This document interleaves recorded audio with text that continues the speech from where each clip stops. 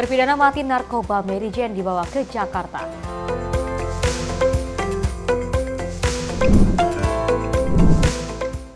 TNI AL gelar makan bergizi gratis di berbagai wilayah.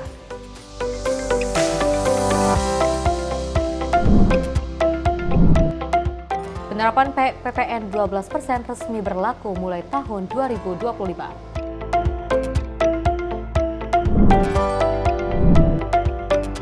Pelaku penganiayaan pegawai toko roti oleh anak bos di kawasan Cakung ditangkap.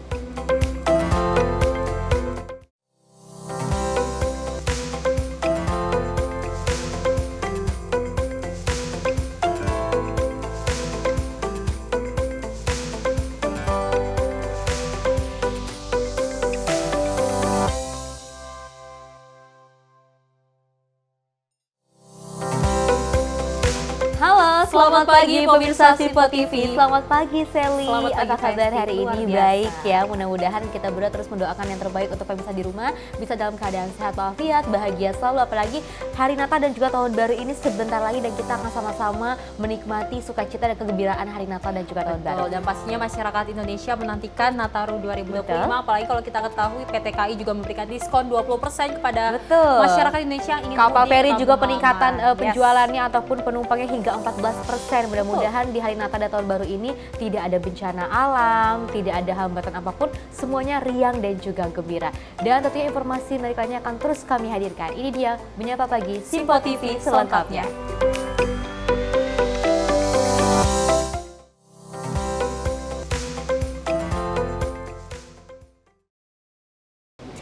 Ya, pemirsa, kita awali dengan berita utama. Presiden Prabowo Subianto ini melantik pimpinan Komisi Pemberantasan Korupsi dan Dewan Pengawas KPK periode 2024 hingga 2029. Pelantikan dilaksanakan di Istana Kepresidenan Jakarta dan Presiden Prabowo menyaksikan langsung pengucapan sumpah jabatan para pimpinan baru KPK. Presiden Prabowo Subianto resmi melantik pimpinan dan Dewan Pengawas Komisioner Komisi Pemberantasan Korupsi periode 2024 hingga 2029 pada Senin 16 Desember 2024. Proses pelantikan diawali dengan menyanyikan lagu Indonesia Raya, kemudian pembacaan keputusan Presiden beserta daftar nama-nama yang dilantik menjadi pimpinan dan Dewas KPK. Sebanyak 5 pejabat yang dilantik sebagai pimpinan KPK adalah Setio Budianto sebagai Ketua KPK dan 4 wakilnya masing-masing Fitroh Roh Cahyanto, Ibnu Basuki Widodo, Johannes Tanak, dan Agus Joko Pramono. Sementara itu jajaran anggota Dewan Pengawas KPK yang dilantik adalah Wisnu Baroto, Beni Joshua, Gus Rizal, Supeno, dan Ciska Mirawati. Mengangkat pimpinan Komisi Pemberantasan Korupsi masa jabatan tahun 2024-2029, masing-masing 1. Setio Budianto sebagai Ketua Merangkap Anggota, 2. Fitroh Roh Cahyanto, 3. Ibnu Basuki Widodo, 4. Johannes Tanak, 5. Agus Joko Pramono, masing-masing sebagai Wakil Ketua Merangkap Anggota. Keempat, mengangkat dalam keanggotaan Dewan Pengawas Komisi Pemberantasan Korupsi masa jabatan tahun 2024-2029, masing-masing 1. Gus Rizal sebagai Ketua Merangkap Anggota, 2. Beni Joshua Mamuto, 3. Ciska Mirawati, 4. Sumpeno, 5. Wisnu Baroto, masing-masing sebagai anggota. Pelantikan tersebut berdasarkan keputusan Presiden RI nomor 161P tahun 2024 tahun 2024 tentang pemberhentian dengan hormat dan pengangkatan pimpinan dan Dewan Pengawas KPK 2024-2029. Agenda berlanjut pada prosesi pembacaan sumpah jabatan yang disaksikan langsung oleh Presiden Prabowo Subianto serta penandatanganan berita acara. Demi Allah, saya bersumpah dengan sungguh-sungguh bahwa saya untuk melaksanakan tugas ini langsung atau tidak langsung dengan menggunakan nama atau cara apapun juga, tidak memberikan atau menjanjikan sesuatu apapun kepada siapapun juga. Usai prosesi sumpah, Prabowo bersama para pimpinan KPK yang baru menandatangani keputusan Presiden mengenai pengangkatan tersebut. Sebelumnya, pimpinan dan Dewas KPK dipilih melalui proses uji kelayakan dan kepatutan atau fit and proper test oleh Komisi 3 DPR RI pada 18 hingga 21 November 2024. Tim redaksi Sinpo TV melaporkan. Pemirsa, Presiden Prabowo Subianto mengangkat sejumlah pejabat negara pada Senin 16 Desember 2024 di Istana Merdeka, Jakarta. Pejabat tersebut diantaranya Menteri Pertahanan Syafri Syamsuddin sebagai Ketua Harian Dewan Pertahanan Nasional dan Wakil Menteri Pertahanan Dini Ermawab Taufanto sebagai Sekretaris Dewan Pertahanan Nasional. Presiden Prabowo Subianto resmi mengangkat Menteri Pertahanan Syafri Syamsuddin sebagai Ketua Harian Dewan Pertahanan Nasional dan Wakil Menteri Pertahanan Dini Ermawab sebagai Sekretaris Dewan Pertahanan Nasional pada Senin 16 Desember 2024 di Istana Merdeka, Jakarta.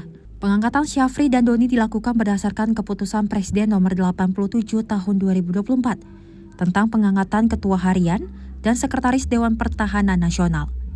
Pelantikan diawali dengan menyanyikan lagu Indonesia Raya, lalu mengucapkan sumpah jabatan di hadapan Prabowo. Pengangkatan Ketua Harian dan Sekretaris Dewan Pertahanan Nasional. Dengan rahmat Tuhan Yang Maha Esa, Presiden Republik Indonesia menimbang dan seterusnya, mengingat dan seterusnya, memutuskan, menetapkan dan seterusnya. Ke-1, mengangkat terhitung sejak tanggal pelantikan masing-masing 1 Menteri Pertahanan sebagai Ketua Harian Dewan Pertahanan Nasional. 2. Wakil Menteri Pertahanan sebagai Sekretaris Dewan Pertahanan Nasional, serta kepada yang bersangkutan diberikan hak keuangan dan fasilitas lainnya sesuai dengan ketentuan peraturan perundang-undangan. Kedua dan seterusnya ditetapkan di Jakarta pada tanggal 16 Desember 2024. Presiden Republik Indonesia Prabowo Subianto. Demi Allah saya bersumpah.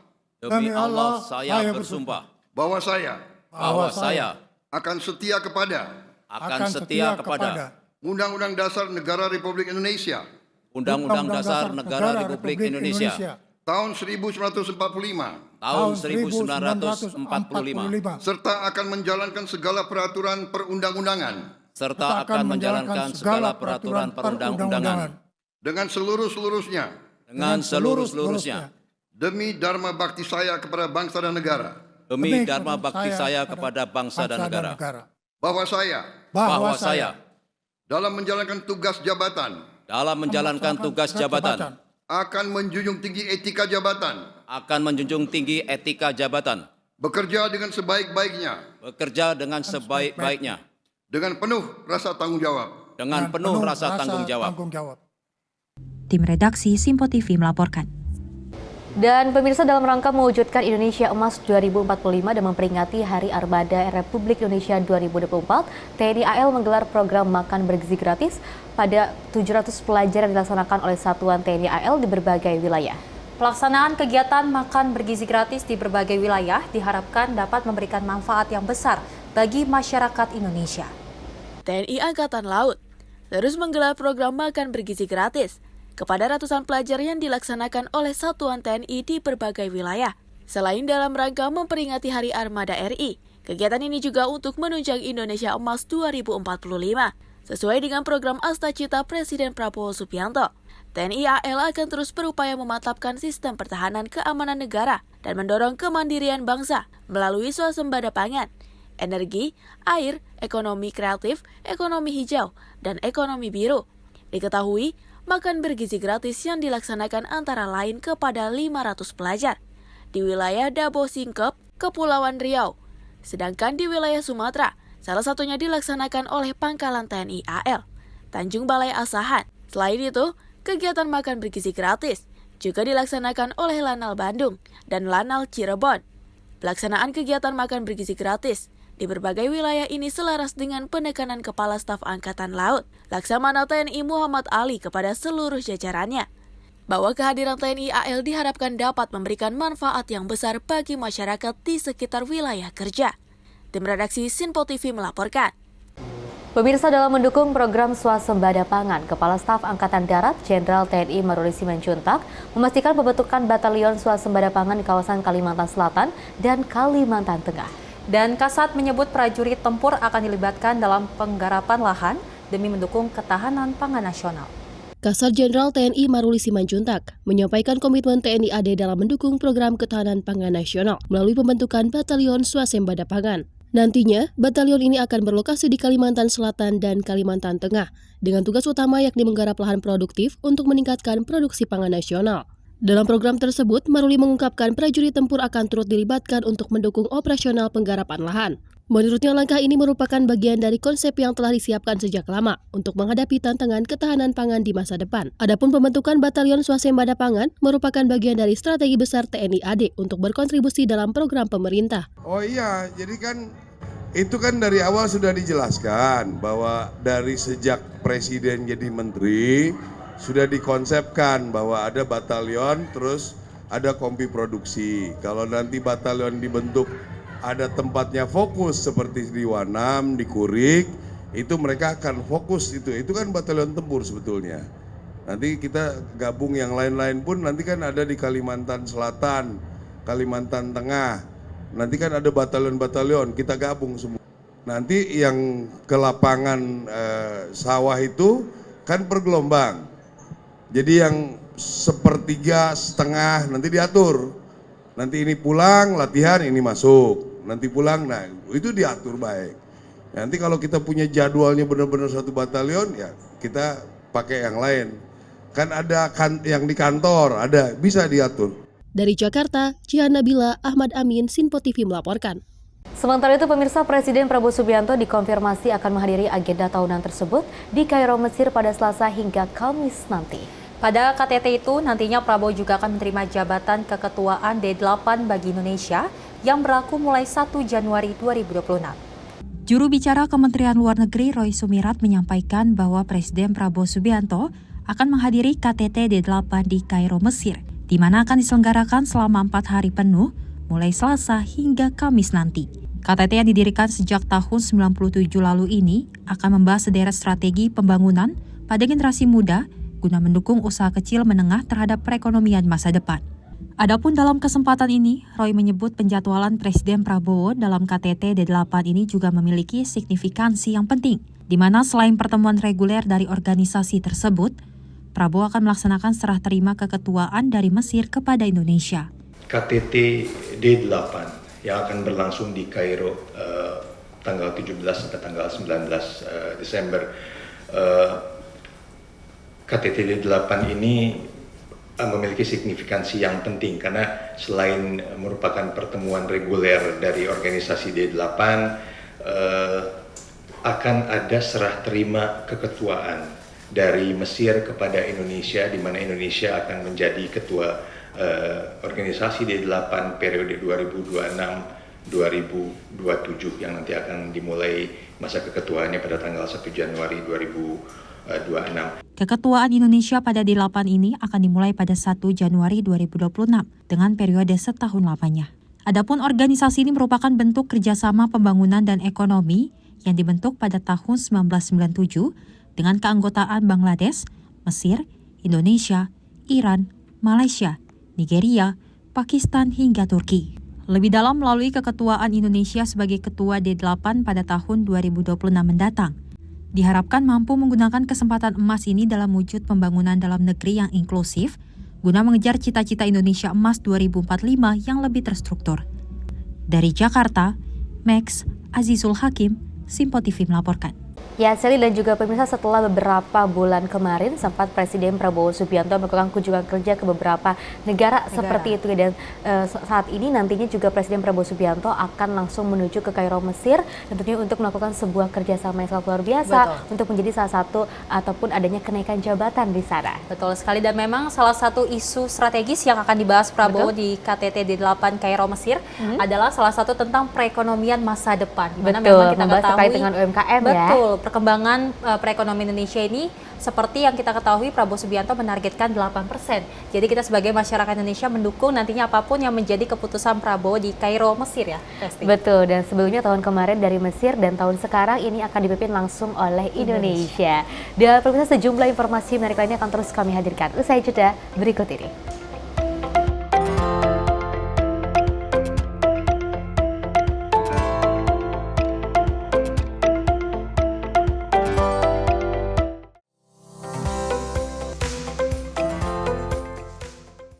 Pemirsa, Simpo TV kembali hadir menemani Anda dengan berbagai informasi yang telah kami rangkum dalam sepekan. Sajian lengkap informasi sepekan kami hadirkan untuk Anda. Badan Legislasi DPR menemui masa unjuk rasa di depan gedung DPR RI Senayan, Jakarta. Menemani akhir pekan Anda bersama keluarga dengan rangkuman berita menyeluruh dalam Simpo Sepekan setiap minggu pukul 6 pagi hanya di Simpo TV. Halo, selamat malam pemirsa. Senang sekali rasanya kami mengisi ruang informasi Anda. Akhiri aktivitas Anda dengan rangkuman perkembangan peristiwa yang terjadi sepanjang hari. Sebelumnya kita saksikan ada sekitar 3.000 tamu undangan, sementara di Ibu Kota Nusantara ini ada sekitar 2.000 tamu undangan. Rangkaian informasi nasional dan mancanegara dirangkum sebagai penutup hari dalam Menyapa Malam. Setiap Senin hingga Jumat pukul 8 malam, hanya di Simpo TV.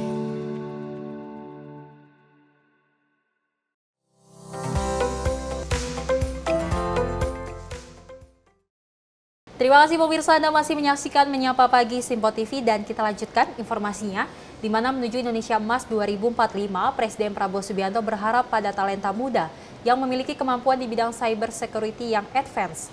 Dan Menteri Komunikasi dan Digital Mutia Hafid ini mendukung penuh transformasi Sekolah Tinggi Multimedia Yogyakarta untuk menjadi politeknik digital yang berfokus pada pengembangan keterampilan praktis digital, salah satu diantaranya yaitu keamanan cyber. Menkom Digi Mutia Hafid mengungkap sekolah vokasi STMM akan segera bertransformasi menjadi politeknik digital atau Poldigi yang fokus di bidang multimedia dan teknologi digital. Hampir semua lini dalam kehidupan kita akan dibantu oleh kecerdasan artifisial. Dan saya termasuk yang merasa bahwa teknologi harus di-embrace, harus kita ikuti, harus kita sambut, bukan malah dihadapi berhadap-hadapan. Karena itu experience-nya menjadi penting. Experience menggunakan kecerdasan artifisial tidak hanya melalui komputer masing-masing ataupun HP masing-masing, tapi melalui fasilitas-fasilitas yang disediakan lebih canggih yang ada di kampus. Langkah ini juga merupakan respon terhadap kebutuhan industri yang terus berkembang, yang memerlukan tenaga kerja dengan keterampilan khusus di bidang multimedia, desain grafis, pengembangan perangkat lunak, dan teknologi informasi. Lebih lanjut, Menkom Digi Mutia Hafid memberi dukungan kepada STMM untuk menciptakan lulusan dengan kemampuan teknologi kecerdasan buatan atau AI. Tim redaksi Simpo TV melaporkan. Pemirsa, pajak pertambahan nilai resmi diterapkan menjadi 12% untuk barang mewah di tahun 2025, namun terdapat 3 barang kebutuhan pokok yang akan diberikan insentif PPN 1% atau akan dikenakan tarif 11%. Dan Menteri Perdagangan Budi Santoso mengatakan ketiga barang kebutuhan pokok tersebut diantaranya minyak goreng masyarakat alias minyak kita, tepung terigu dan juga gula industri. Menteri Perdagangan Budi Santoso menjelaskan, alasan bahan kebutuhan pokok tersebut tak dikenakan PPN 12%. Pertama yakni minyak kita, sebab minyak ini merupakan minyak goreng hasil dari Domestic Market Obligation atau DMO. Selain itu, menurutnya minyak kita dibutuhkan oleh masyarakat yang berpenghasilan rendah atau MBR. Kedua, yakni tepung terigu, di mana merupakan bahan pokok yang juga diperlukan oleh masyarakat berpendapatan rendah. Sehingga dibutuhkan insentif agar tidak ada perubahan harga di masyarakat. Ketiga, adalah gula industri yang dinilai sebagai input penting bagi industri makanan dan minuman, sehingga diperlukan insentif agar terus menggerakkan aktivitas industri. Sementara itu, Menteri Keuangan Sri Mulyani Indrawati menyampaikan, ketiga barang tersebut diberikan insentif lantaran merupakan barang yang dibutuhkan masyarakat dalam kehidupan sehari-hari. Konsumsi barang kebutuhan pokok atau BAPOK, pemerintah memberikan insentif PPN ditanggung pemerintah sebesar 1%, yaitu PPN DTP minyak goreng atau minyak kita, dengan penjelasan bahwa minyak kita merupakan minyak goreng hasil DMO yang diperuntukkan bagi masyarakat berpendapatan rendah, sehingga tidak ada perubahan harga di masyarakat meskipun ada pemberlakuan PPN 12%. Dengan adanya insentif ini diharapkan tidak terjadi penurunan realisasi penyaluran DMO. Kemudian yang kedua, PPN DTP tepung terigu dengan penjelasan bahwa tepung terigu merupakan bahan pokok yang diperlukan masyarakat umum, khususnya masyarakat berpendapatan rendah, sehingga diperlukan insentif agar tidak ada perubahan harga di masyarakat. Dan yang ketiga, PPN DTP gula industri dengan penjelasan bahwa gula industri merupakan input penting bagi industri makanan minuman, sehingga diperlukan insentif agar terus menggerakkan aktivitas industri. Dari Jakarta, Sri Dewi Andayani, Rona Bayu, Sinpo TV melaporkan. Pemirsa, pemerintah memutuskan pemberlakuan kebijakan pajak pertambahan nilai 12% mulai berlaku pada 1 Januari 2025. Dan Menteri Koordinator Bidang Perekonomian Erlangga Hartarto menyampaikan kebijakan tarif PPN 12% tersebut sudah sesuai dengan amanah Undang-Undang tentang Harmonisasi Peraturan Pajak atau UU HPP. Menko Perekonomian Erlangga Hartarto menyampaikan, meski kebijakan tarif PPN 12% akan berlaku mulai 1 Januari 2025, namun pemerintah telah menyiapkan paket kebijakan khusus untuk rumah tangga berpendapatan rendah. Erlangga menjelaskan bahwa kenaikan PPN 12% tersebut tidak berlaku untuk barang-barang yang dibutuhkan masyarakat.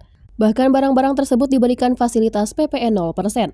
Selanjutnya, pemerintah juga akan memfasilitasi rumah tangga berpendapatan rendah dengan stimulus atau paket kebijakan ekonomi khusus untuk barang-barang tertentu maupun bahan makanan lainnya, dan akan menanggung beban 1% dalam kenaikan PPN 12% di 2025. Adapun barang pokok bebas PPN itu diantaranya meliputi beras, daging, telur, ikan, sayur, dan gula konsumsi. Pemerintah juga membebaskan PPN pada jasa pendidikan, kesehatan, tenaga kerja, jasa keuangan, angkutan umum, vaksin polio, hingga pemakaian air. Sesuai dengan amanah Undang-Undang tentang Harmoni Peraturan Perpajakan, ini sesuai dengan jadwal yang telah ditentukan, tarif PPN tahun depan akan naik sebesar 12% per 1 Januari. Namun, barang-barang yang dibutuhkan oleh masyarakat, ini PPN-nya diberikan fasilitas atau 0%. Jadi barang yang seperti kebutuhan pokok, beras, daging, ikan, telur, sayur, susu, gula konsumsi, jasa pendidikan, kesehatan, angkutan umum, tenaga kerja, jasa keuangan, jasa asuransi, vaksin polio, hama, rumah sangat, dan pemakaian air, seluruhnya bebas PPN. Jadi nanti ada yang kita berikan fasilitas, yaitu untuk barang-barang tertentu. Nah, kemudian bahan makanan lain dengan penerapan PPN 12% tersebut, pemerintah memberikan stimulus ataupun paket kebijakan ekonomi bagi rumah tangga berpendapatan rendah, itu PPN ditanggung pemerintah 1% untuk barang kebutuhan pokok dan penting, yaitu minyak kita, dulunya minyak curah, itu diberikan 1%, jadi tidak naik ke 12%, kemudian tepung terigu dan gula industri.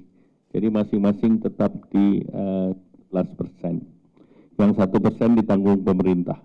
Dari Jakarta, Sri Dewi Andayani, Rona Bayu, Sinpo TV melaporkan.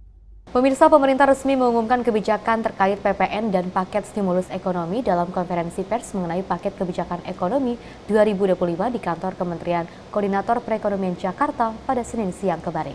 Dan Menteri Keuangan Sri Mulyani mengatakan pemerintah telah mengeluarkan anggaran mencapai Rp265,6 triliun untuk program insentif PPN pada 2025, terutama dalam hal memberikan manfaat ke berbagai sektor masyarakat. Menteri Keuangan Sri Mulyani Indrawati menyampaikan bahwa instrumen perpajakan merupakan instrumen penting untuk mewujudkan asas keadilan dan gotong royong dalam menjaga dan membangun Indonesia. Oleh karena itu, terkait penerapan PPN 12%, kebijakannya akan memperhatikan keberpihakan terhadap masyarakat, di mana pemerintah akan membebaskan pajak kebutuhan pokok yang diperkirakan mencapai Rp265,6 triliun. Pemerintah juga akan memberikan insentif perpajakan untuk kawasan industri dengan tujuan menciptakan lapangan kerja dan mendorong pertumbuhan manufaktur. Selama ini pemerintah dan DPR di dalam mendesain undang-undang juga memperhatikan atau terus memperhatikan keperpihakan kepada masyarakat tersebut. Makanya waktu undang-undang itu ditetapkan, barang dan jasa yang dibutuhkan oleh masyarakat banyak bahkan tidak dipungut PPN-nya atau PPN-nya dibebaskan. Jadi waktu 10% menjadi 11 dan 11 menjadi 12, barang-barang ini bahkan tidak membayar pajak atau PPN-nya dibebaskan. Ini adalah barang-barang yang menyangkut kebutuhan masyarakat banyak. Tadi telah disampaikan oleh Pak Menko, beras, daging, ikan, telur, sayur, susu segar, bahkan jasa pendidikan, jasa kesehatan, jasa transportasi, dan berbagai macam barang dan jasa seperti rumah sederhana, air minum. Total dari barang dan jasa tadi yang tidak membayar PPN, PPN-nya ditanggung pemerintah, seharusnya mereka membayar PPN sesuai dengan barang dan jasa yang lain, tapi karena pemerintah DPR dalam hal ini memberikan keberpihakan, mereka dibebaskan PPN-nya, maka pemerintah yang membayar biayanya mencapai diestimasi 265,6 triliun rupiah. Dari Jakarta, Tim Liputan Sinpo TV melaporkan. Ya, Sally dan juga pemirsa, terkait dengan PPN yang saat ini naik hingga 12%, dan tentunya juga ini sudah disepakati bersama, apalagi dari Menko Perekonomian Erlangga Hartarto juga sempat mengatakan ini sudah disesuaikan dengan undang-undang yang berlaku, sudah dengan adanya harmonisasi yang sangat luar biasa, dan mudah-mudahan ini bisa diterima oleh pemerintah Indonesia. Dan memang kita ketahui ada juga yang naik PPN 11%, yaitu gula pasir, minyak kita, ada juga minyak kita dan juga tepung terigu. Dan pastinya masyarakat apapun yang menjadi keputusan pemerintah, dan kebijakan ini pastinya pemerintah, betul, untuk kebaikan negara kita, apalagi ini bisa menaikkan perekonomian Indonesia menjadi target dari Prabowo Subianto. Betul, dan kita beralih ke informasi lainnya. Pemirsa, pemerintah melalui Kementerian Luar Negeri berhasil mevakuasi warga negara Indonesia dalam ketegangan yang tengah terjadi di Suriah hingga kini. Dan Direktur Pelindungan WNI Kementerian Luar Negeri Juda Nugraha menyebut 83 warga negara siap untuk dilakukan evakuasi selanjutnya. Pendataan bagi WNI di Suriah terus dilakukan. Direktur Perlindungan Warga Negara Indonesia Kementerian Luar Negeri Juda Nugraha menyebut total 65 orang telah tiba di tanah air menggunakan pesawat komersial dari konflik di Suriah. WNI yang tiba di tanah air ini sebagian merupakan pekerja migran Indonesia dengan 55 perempuan dan 10 lainnya laki-laki. Masyarakat yang tiba di tanah air berasal dari 10 provinsi di Indonesia seperti Aceh, Lampung, Jakarta, Banten, Jawa Barat, Jawa Tengah, Jawa Timur, Sulawesi Tengah hingga Sulawesi Selatan. Adapun situasi terkini di negara Suriah masih mengalami serangan masif dari Israel ke beberapa titik lokasi, seperti Tartus, Hama, Homs, Dara, serta pinggiran Damaskus. Selain area tersebut, layanan umum seperti kantor pemerintahan belum sepenuhnya berjalan optimal karena proses transisi ke pemerintahan yang tengah berlangsung. Upaya-upaya yang dilakukan, ya pertama kita menginapkan, ya, mempersiapkan shelter yang ada di KBRI Damaskus untuk tempat tinggal mereka sementara.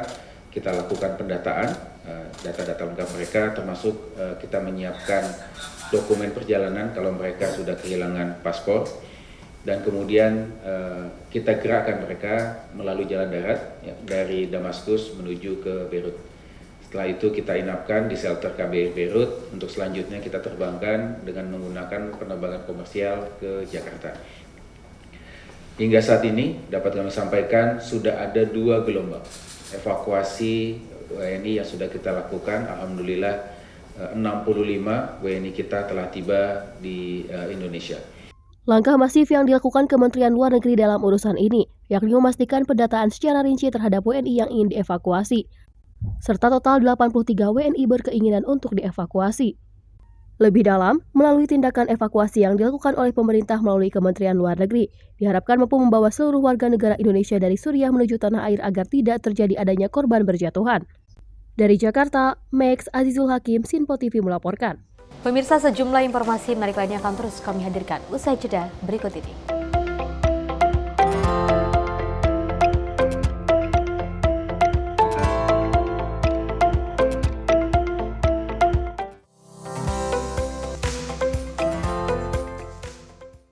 Halo pemirsa, kami kembali hadir dengan sejumlah informasi yang kami himpun dari berbagai penjuru dunia. Rangkaian informasi yang membuat akhir pekan Anda begitu bermakna. Sebuah kelompok di Afrika Selatan memberikan layanan pertunjukan film dengan tenaga surya. Berita yang menjadi sorotan media dari dalam dan luar negeri. Kami hadirkan untuk menemani pekan Anda dalam Sinpo Dunia Sepekan, Sabtu dan Minggu pukul 9 pagi. Hanya di Sinpo TV. Kami hadir dengan rangkaian informasi dari berbagai penjuru dunia. Topik dan isu yang tengah menjadi sorotan mancanegara dikemas dengan lengkap untuk Anda.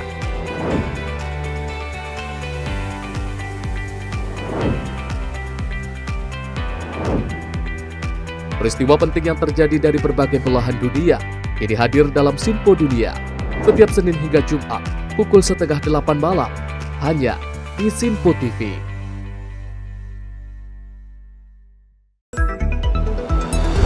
Jadilah yang pertama mengetahui perkembangan terkini seputar informasi dari lembaga parlemen. Punya data nasional, tidak ada satupun backup berarti kan?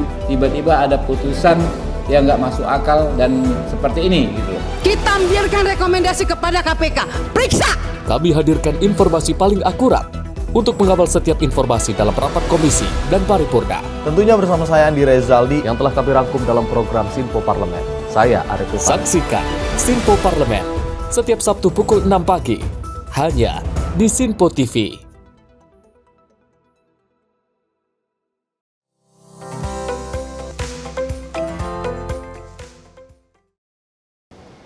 Selamat pagi pemirsa, Anda masih menyaksikan Menyapa Pagi Sinpo TV dan kita lanjutkan informasinya di mana ditemui Jaksa Agung. Menteri Pertanian Andi Amran Sulaiman laporkan dugaan pungli dan pengadaan pupuk palsu. Dan tentunya kerugian negara dari temuan ini diperkirakan mencapai 3,2 triliun rupiah. Temuan dugaan korupsi di Kementerian Pertanian ditindaklanjuti Sang Menteri Andi Amran Sulaiman untuk membawa temuan ini ke jalur hukum Senin pagi. Selain menonaktifkan 11 pegawainya yang diduga terlibat dalam dugaan korupsi pengadaan pupuk, Andi Amran juga membawa temuan ini ke Kejaksaan Agung. Dari 27 perusahaan yang dicurigai melakukan kecurangan, 4 perusahaan telah diajukan ke penegak hukum beserta dengan alat buktinya. Dalam dugaan korupsi pengadaan pupuk palsu ini, Menteri Pertanian menyebut kerugian negara yang mencapai 3,2 triliun rupiah. Selain dugaan korupsi pengadaan pupuk, Andi Amran juga melaporkan kasus dugaan pungli pendistribusian alat pertanian yang diduga dilakukan oknum pegawai Kementerian Pertanian. Dari data layanan pengaduan, Kementerian Pertanian telah menerima 100 lebih aduan terkait pungutan liar pendistribusian alat pertanian yang seharusnya gratis. Kami berkoordinasi dengan Pak Jaksa Agung tentang sarana produksi pupuk, ini nilainya tidak kecil, 54 triliun. Kemudian alat pertanian nilainya kurang lebih 10-15 triliun. Ini butuh pengawalan sampai ke titik kelompok tani. Nah, ada beberapa keluhan menurut informasi di beberapa daerah, tapi belum kami dikirimi buktinya bahwa alat mesin pertanian terkadang yang kami kirim ke daerah, ke petani, itu terkadang dimintaki oknum tertentu dalam artian bayar. Kalau kami berikan traktor, combine harvester, ada yang bayar sampai menurut laporan, ada bayar sampai 50 juta. Dan ini kami sampaikan ke beliau. Beliau memberikan dukungan penuh. Terima kasih Pak Jaksa Agung, Pak Jamintel, Jampidum, Jampitsus, kami terima kasih.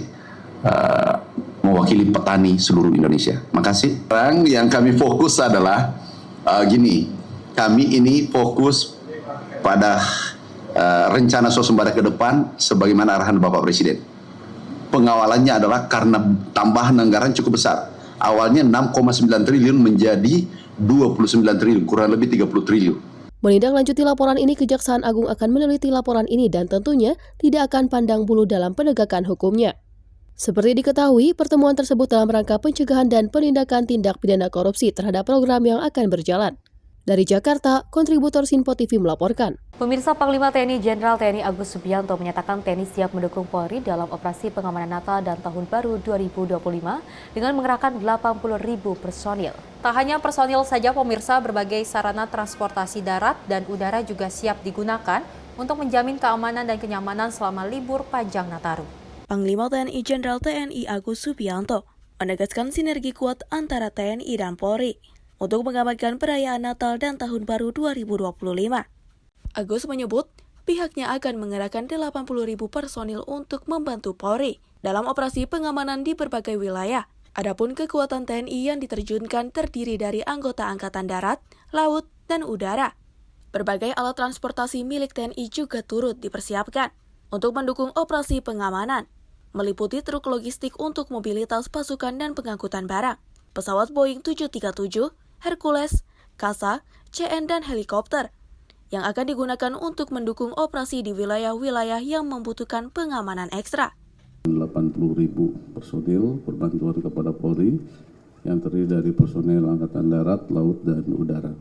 Selain personil, TNI menyiapkan transportasi darat seperti truk, kemudian udara, kita siapkan Boeing 737, Hercules, Kasa, dan CN.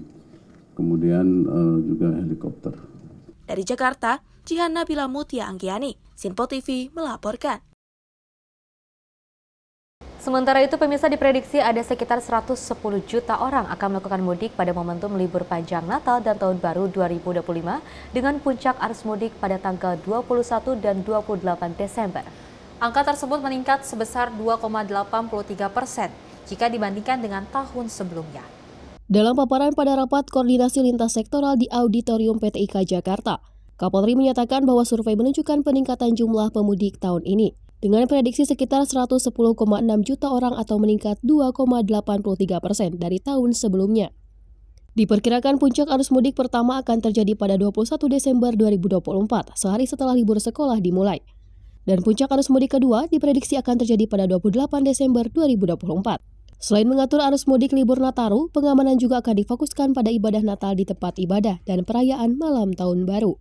Kapolri menyebut Polri bekerja sama dengan TNI dan instansi lain untuk memberikan keamanan dan pelayanan maksimal bagi masyarakat. Bahwa tahun ini terjadi peningkatan, diperkirakan terjadi peningkatan daripada tahun sebelumnya sebesar 2,83%, artinya kurang lebih 110,6 juta orang. Di mana angka ini tentunya di lapangan bisa meningkat realisasinya karena memang dibandingkan tahun sebelumnya juga terjadi peningkatan kurang lebih sekitar 3 sampai atau kurang lebih 17% daripada hasil survei, sehingga kemudian tentunya seluruh jajaran kita minta untuk melaksanakan kesiapan pengamanan Nataru dengan sebaik-baiknya. Prediksi arus mudik kemungkinan akan terjadi di sekitar tanggal 21 karena itu adalah kegiatan mudik yang kemungkinan akan mencapai puncaknya karena anak-anak sekolah juga saat itu sudah libur, dan kemudian tanggal 28 Desember menjadi puncak arus mudik kedua. Dari Jakarta, Jihan Nabila Mutia Anggiani, Sinpo TV melaporkan. Dari Kapolri Jenderal Polisi Listio Sigit Prabowo menyatakan TNI Polri dan juga seluruh stakeholder siap untuk bersinergi untuk mengamankan perayaan Natal dan Tahun Baru 2025. Dan Kapolri menyampaikan terdapat ribuan posko dan ratusan ribu personil untuk menjaga keamanan di berbagai objek strategis. Dalam rakor lintas sektoral pengamanan Natal dan Tahun Baru 2025, Kapolri Jenderal Polisi Listio Sigit Prabowo menyebutkan sebanyak 2.794 posko telah disiapkan untuk mengamankan 61.452 objek strategis di seluruh wilayah Indonesia. Listio menyebutkan posko tersebut terdiri dari 1.852 pos pengamanan, 735 pos pelayanan, dan 207 pos terpadu. Objek tersebut menjadi prioritas pengamanan, yakni diantaranya meliputi gereja, pusat perbelanjaan, terminal, stasiun, pelabuhan, bandara, hingga tempat wisata dan lokasi perayaan Tahun Baru. Lebih lanjut, Listio menekankan pentingnya sinergi semua pihak untuk memberikan rasa aman dan kenyamanan kepada masyarakat. Oleh karena itu, TNI, Polri, dan seluruh stakeholder tentunya akan bergabung bersama, dan kita sudah menyiapkan 2.794 posko terdiri dari 1.852 pos PAM, 735 pos pelayanan, dan 207 pos terpadu untuk mengamankan 61.452 objek pengamanan, diantaranya gereja, pusat perbelanjaan, terminal, stasiun, pelabuhan, bandara, objek wisata maupun objek perayaan Tahun Baru. Tentunya dengan penggelaran personil dan seluruh stakeholder terkait yang ada, kita harapkan bahwa perayaan dan pengamanan Nataru tahun 2024 ini betul-betul bisa berjalan dengan baik dan masyarakat betul-betul bisa terlayani. Dari Jakarta, Jihan Nabila, Muti Anggiani, Sinpo TV melaporkan. Sally dan juga pemirsa, tinggal beberapa hari lagi kita akan bersama-sama merasakan ataupun merayakan dengan sukacita terkait dengan Hari Raya Natal dan juga Tahun Baru. Untuk persiapan Hari Raya Natal dan juga Tahun Baru tentunya juga sudah di berbagai persiapan telah dilakukan. Betul. Seperti posko-posko yang untuk arus mudik, seperti itu ya, arus balik, seperti itu. Dan kita doakan sama-sama mudah-mudahan dengan adanya Hari Natal dan Tahun Baru ini bisa berjalan dengan lancar. Apalagi segala persiapan mulai dari pohon Natal, berbagai di pasar SMK juga sudah banyak diburu-buru seperti itu ya, diburu oleh ribuan masyarakat Indonesia. Dan memang kita ketahui pengamanan yang dilakukan oleh Kapolri sendiri ini sudah menyiapkan 80.000 personil yang akan disiapkan untuk mengamankan jalannya Natal dan Tahun Baru 2025. Kita berharap masyarakat Indonesia dapat menyambut tahun 2025 dengan harapan baru. Harapan baru dan tentunya dengan semangat baru. Dan sejumlah informasi menarik lainnya akan terus kami hadirkan usai jeda berikut ini.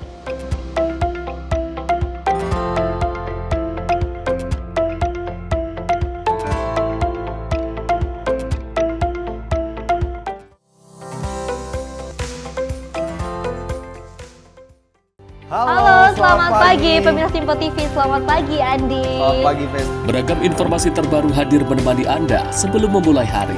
Itu memang dari Menteri Perhubungan juga mendukung, Betul. dari Menteri Keuangan juga mendukung, dan kita sebagai masyarakat pun juga harus mendukung. Mengangkat isu yang tengah menjadi pembicaraan paling hangat. Semarakan pagi Anda bersama Menyapa Pagi.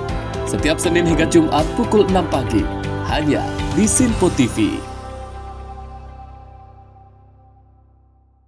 Pemirsa Simpo TV kembali hadir menemani Anda dengan berbagai informasi yang telah kami rangkum dalam sepekan. Sajian lengkap informasi sepekan kami hadirkan untuk Anda. Badan Legislasi DPR menemui masa unjuk rasa di depan gedung DPR RI Senayan, Jakarta. Menemani akhir pekan Anda bersama keluarga dengan rangkuman berita menyeluruh dalam Sinpo Sepekan. Setiap minggu pukul 6 pagi. Hanya di Sinpo TV.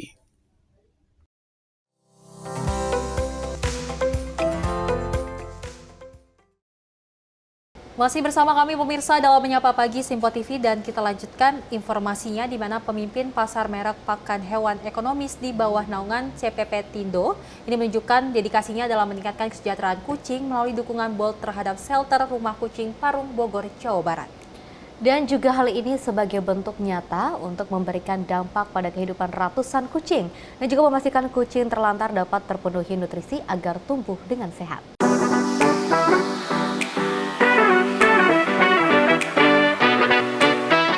CPP Tindo kini menunjukkan dukungan berkelanjutan melalui merek pakan kucing Bolt terhadap shelter rumah kucing Parung, Bogor, Jawa Barat. Dukungan ini diberikan agar para kucing terlantar yang tak berpemilik dapat terpenuhi dari segi nutrisinya agar tumbuh sehat. Pasalnya, pakan khusus hewan kucing ini mengandung seperti protein, serat, zinc, multivitamin, omega 6, serta taurin. Dengan harganya yang begitu terjangkau, kehadiran Bolt dapat membuat anak buah hidup sehat dengan nutrisi yang terpenuhi. Bahkan tidak hanya mensejahterakan hewan owner saja. CPP Tindo telah mendonasikan pakan hewan Bolt di berbagai shelter untuk hewan yang terlantar. Sehingga para hewan khususnya kucing yang terlantar dapat terpenuhi dari segi kesehatannya dengan mengonsumsi Bolt. Tujuannya adalah kita CPP Tindo dan Bolt mau berkontribusi untuk ikut serta menjamin dan membantu kesejahteraan hewan gitu ya. Bahwa kesejahteraan hewan itu tidak hanya untuk hewan-hewan yang memang punya owner aja, tapi itu juga berlaku untuk hewan-hewan yang ada di shelter gitu ya. Mereka punya hak hidup yang sama dan mereka juga punya kebutuhan yang sama gitu. Dan itu jadi salah satu concernnya Bolt dan kepeduliannya Bolt untuk membantu shelter-shelter, dan sebenarnya tidak hanya rumah kucing Parung saja gitu.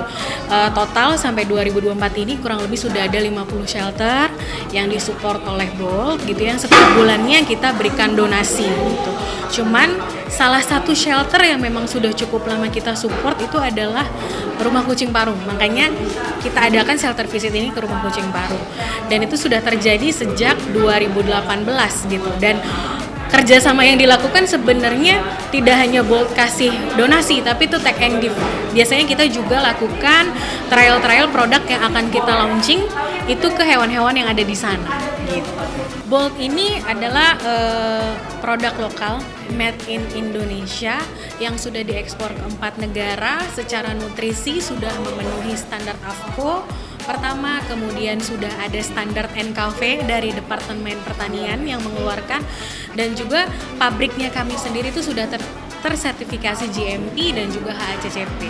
Jadi semua yang ada di dalam Bolt itu sudah diformulasikan sesuai dengan nutrisi dan standar kecukupan untuk kucingnya gitu.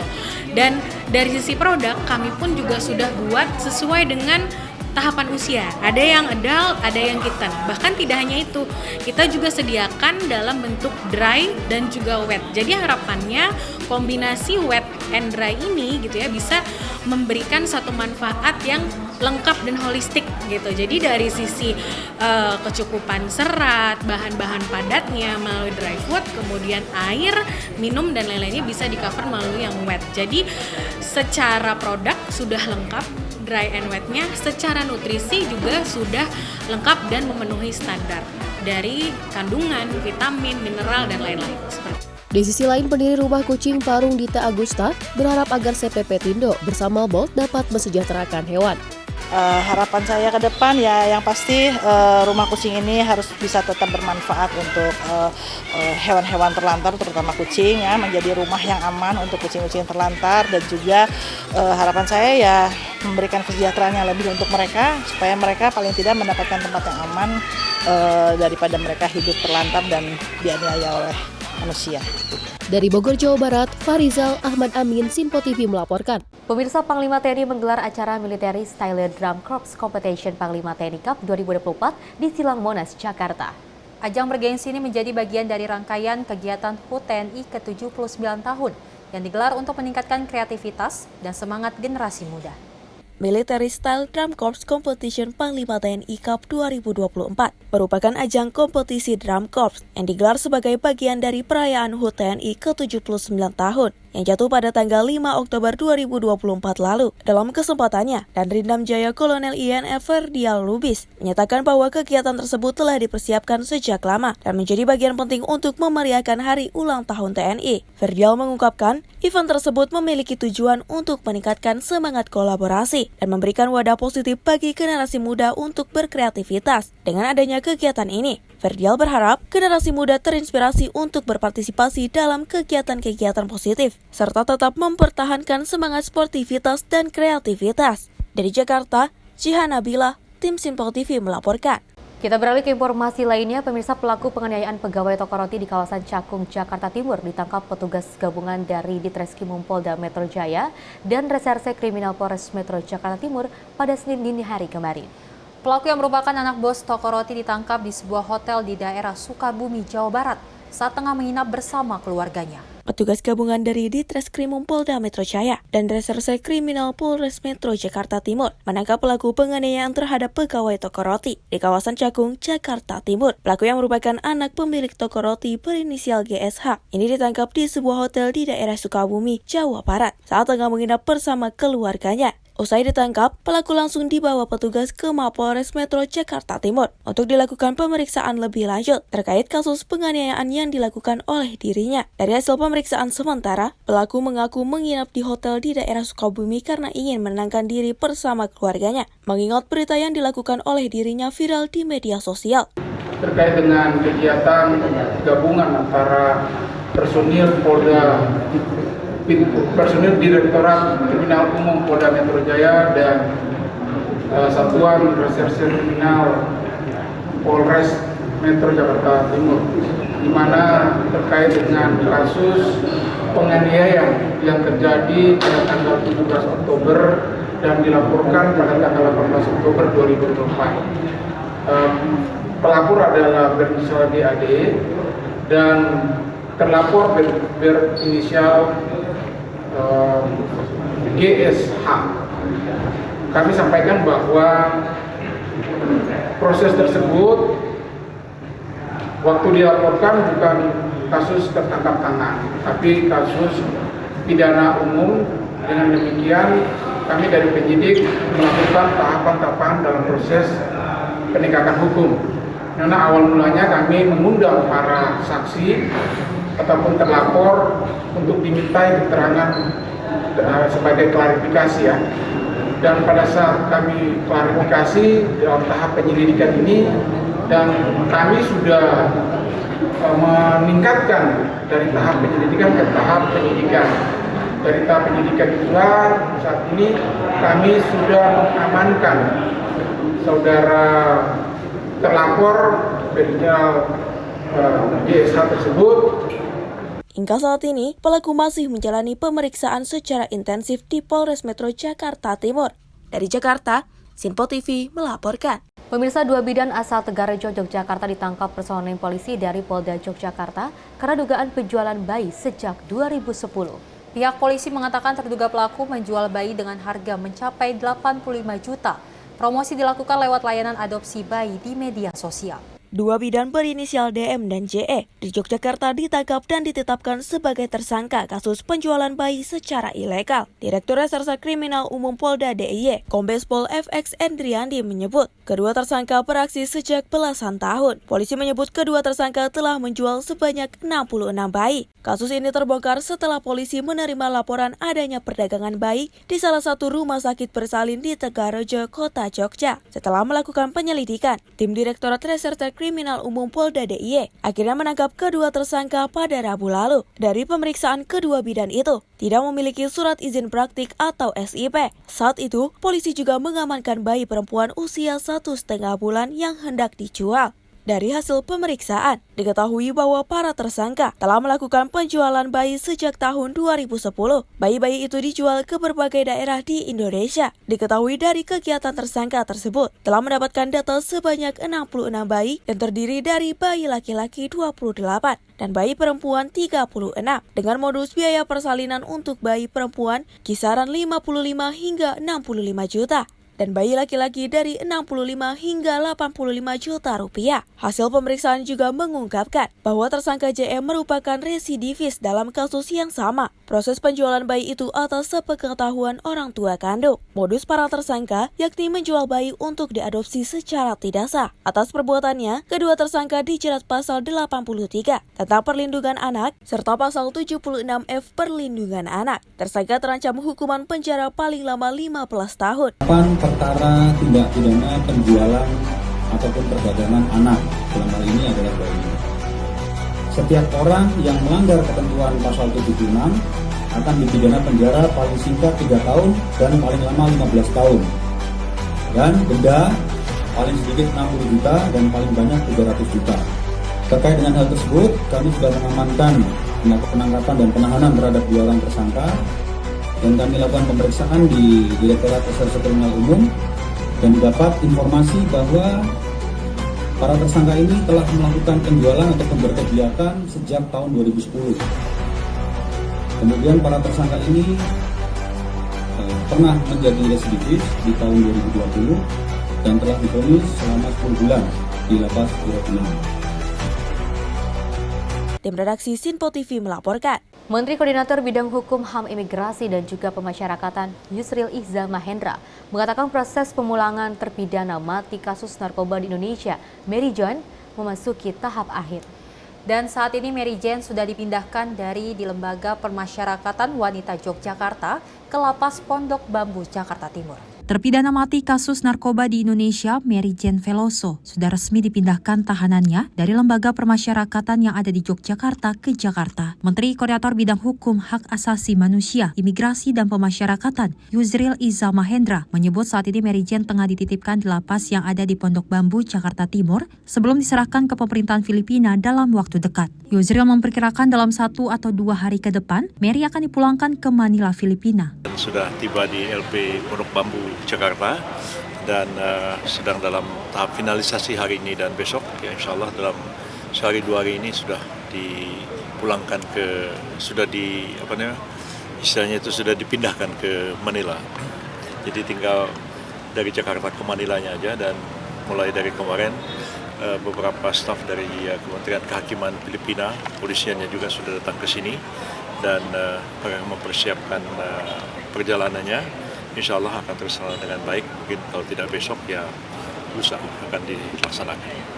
Kepulangan Mary sudah dipersiapkan oleh staf dari Kementerian Kehakiman hingga Kepolisian Filipina. Di sisi lain, Menteri Hukum Supratman Andi Aktas menyebut faktor kelakuan baik narapidana menjadi pertimbangan pemerintah untuk memberikan amnesti. Pasalnya, sebelum memberikan amnesti akan ada proses asesmen yang bakal dilakukan. Supratman membeberkan proses pengajuan amnesti akan ditentukan oleh proses asesmen. Ia menuturkan ada beberapa proses asesmen yang perlu dilewati oleh calon napi yang menerima amnesti dari pemerintah. Asesmennya sementara berlangsung dan yang mengasesmen adalah Kementerian IMIPAS. Tapi 44.000 ini dipastikan akan dapat amnesti atau nanti ada kemungkinan beberapa tidak mendapatkan, Pak?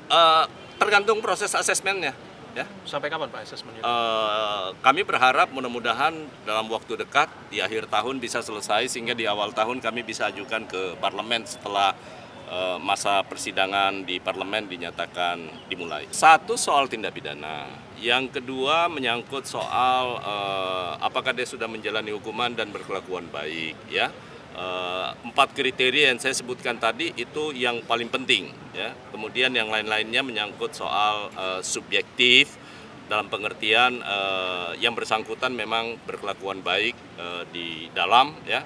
Tetapi rincinya menyangkut asesmennya itu di Kementerian IMIPAS. Pak, kan masyarakat meminta ada transparansi untuk nama-nama yang akan kita umumkan. Justru saya menyambut baik hari ini dan kemarin saya diminta oleh Amnesty, saya lupa ya, Amnesty Internasional atau siapa ya, yang merupakan sebuah gerakan masyarakat sipil. Demikian pula halnya beberapa lembaga swadaya masyarakat juga menyatakan hal yang sama. Nah, karena itu pasti akan kita lakukan transparan, akan kita umumkan orang-orangnya, dan itu akan kita bagikan. Karena kan nama satu persatu akan kami ajukan ke parlemen, walaupun bentuknya kolektif ya. Pemerintah Indonesia dan Filipina sepakat memulangkan Mary Jane, terpidana mati kasus narkotika, ke negara asalnya Filipina. Kesepakatan ini ditandatangani oleh Menko Yusril Iza Mahendra serta Wakil Menteri Kehakiman Filipina Raul Vasquez di Jakarta pada Jumat 6 Desember 2024. Mary Jane Veloso merupakan pekerja rumah tangga yang ditangkap petugas Bea dan Cukai Bandar Udara Adi Sucipto, Yogyakarta pada 25 April 2010. Mary kedapatan membawa 2,6 kg heroin dalam kopernya. Akibatnya perempuan asal Filipina itu harus menghadapi proses hukum di Indonesia. Dari Jakarta, tim redaksi Simpo TV melaporkan.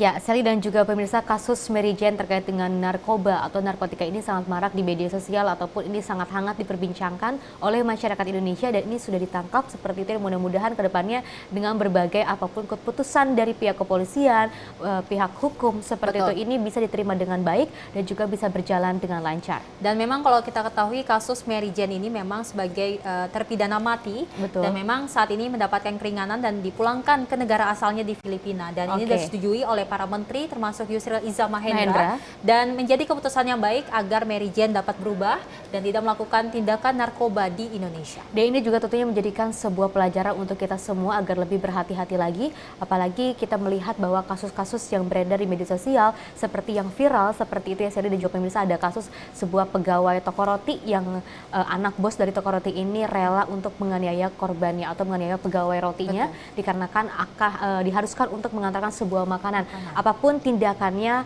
apapun perbuatannya, jika dilakukan dengan kekerasan itu sangat tidak dibenarkan dan juga tidak diperbolehkan. Semoga ini menjadikan sebuah cerminan untuk kita semua agar bisa menjadi pribadi yang jauh lebih baik lagi, pribadi yang lebih sabar lagi, dan pribadi yang jauh lebih bermanfaat untuk masyarakat Indonesia. Dan pemirsa, informasi tadi sekaligus mengakhiri jumpa kita. Saya Fesi Ramadi dan saya Sally Siregar. Terima kasih dan sampai jumpa.